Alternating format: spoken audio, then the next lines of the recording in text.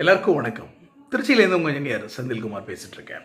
3 minute video சீரீஸில் நம்ம இன்றைக்கி பார்க்க போகிற ரொம்ப எளிமையான விஷயம் நம்ம தொடர்ந்து ரொம்ப நாளாக பேசிகிட்டு இருக்கோம். ஆனாலும் இது குறித்த டவுட் மக்கள் மனதில் தொடர்ந்து இருந்துகிட்டே இருக்குது. என்னுடைய வீட்டுக்காக ஒருத்தர் ஸ்பெசிஃபிகேஷன்ஸ்லாம் கொடுத்தாரு சார். அதில் RCC 124 அப்படின்னு போட்டிருந்தாங்க. அப்படின்னா என்ன அப்படி எனக்கு புரியலை அப்படின்னு கேட்டாங்க. நம்முடைய வீடியோக்களை தொடர்ந்து பார்த்துட்டு இருக்க நண்பர்களுக்கு இது தெரியும். பட் புதிய நண்பர்களுக்கு இதை பற்றி சுருக்கமான ஒரு விளக்கம் இந்த வீடியோவில் கொடுக்கலான்னு இருக்கேன். பார்க்கலாம்.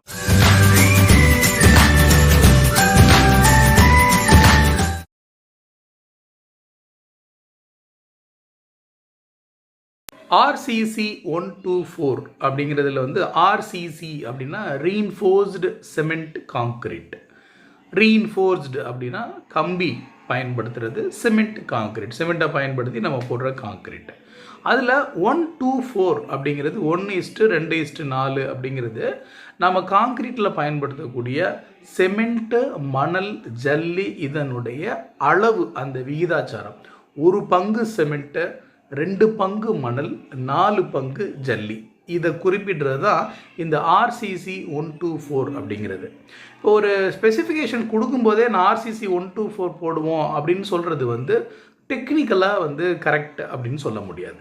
ஏன் அப்படின்னா நம்ம வீட்டோட பிளானை பொறுத்து அந்த பிளானுக்கு தகுந்த மாதிரி நம்ம ஸ்ட்ரக்சுரல் டிசைன் பண்ணும்போது மட்டும்தான் நமக்கு முழுமையாக அந்த டெக்னிக்கல் டீட்டெயில்ஸே தெரியும். அதாவது என்ன காங்க்ரீட் கிரேடு பயன்படுத்தணும், என்ன ஸ்டீல் பயன்படுத்தணும், என்ன அளவுகளில் பயன்படுத்தணும் அப்படிங்கிறது. இதில் காங்க்ரீட் கிரேட் அப்படிங்கிறது இந்த RCC 124 கூட சேர்ந்த ஒரு விஷயம். இப்போ காங்க்ரீட் கிரேடுங்கிறது M15, M20 அந்த மாதிரி வெவ்வேறு அளவுகளில் இருக்குது. ரொம்ப டெக்னிக்கலாக போக விரும்பலை. இப்போ இந்த RCC 124 அப்படிங்கிறது M15 அப்படிங்கிற ஒரு அளவினுடைய வெளிப்பாடு. இப்போ நம்ம ஸ்ட்ரக்சுரல் டிசைன் பண்ணும்போது அவங்க M20 கொடுக்குறாங்க அப்படின்னா இந்த காங்க்ரீட்டை உருவாக்குறதுக்கு நம்ம பயன்படுத்துகிற சிமெண்ட்டு, ஜல்லி, மணலுடைய விகிதம் அளவு பார்த்தா 1, 1.5, 3 அப்படின்னு உருமாறும். அதனால் ஸ்டாண்டர்டாக 124 அப்படின்னு முன்னாடியே சொல்கிறது அந்தளவுக்கு டெக்னிக்கலாக கரெக்ட் இல்லை.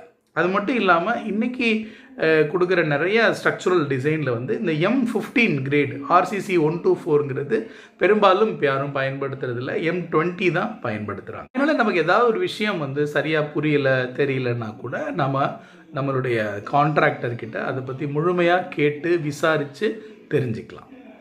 இப்போது நம்ம வீட்டுக்கான வரைபடம் ரெடி பண்ணும்போதே அதுக்கு சேர்த்து நம்ம ஸ்ட்ரக்சுரல் டிசைனும் ரெடி பண்ணிட்டு பண்ணோம்னா நமக்கு ஒரு முழுமையான தெளிவோட அந்த வீடை நம்ம அணுக முடியும். அந்த ஸ்ட்ரக்சுரல் டிசைன்லேயே இந்த காங்க்ரீட் என்ன விகிதாச்சாரத்தில் பண்ணணும், என்ன கிரேட் ஆஃப் காங்க்ரீட் போடணும், ஃபவுண்டேஷன்லேருந்து ரூஃப் வரைக்கும் என்னென்ன கம்பிகள் பயன்படுத்தணும் அப்படிங்கிற தெளிவான விளக்கங்கள் கிடைக்கும். ஸோ இந்த மாதிரி முறையாக எல்லாமே ரெடி பண்ணிவிட்டு நம்ம ஒர்க் பண்ணுறது நல்ல விஷயம். வீட்டு வேலைகள் புதுசாக ஆரம்பிக்க எண்ணம் இருக்கிற நண்பர்களுக்கு இந்த விஷயம் பயனுள்ளதாக இருக்கும்னு நினைக்கிறேன். நம்ம அடுத்த வீடியோவில் சந்திக்கலாம். தொடர்ந்து இந்த தகவல்கள் உங்களை நோக்கி வர please do subscribe to our channel. Thank you so much.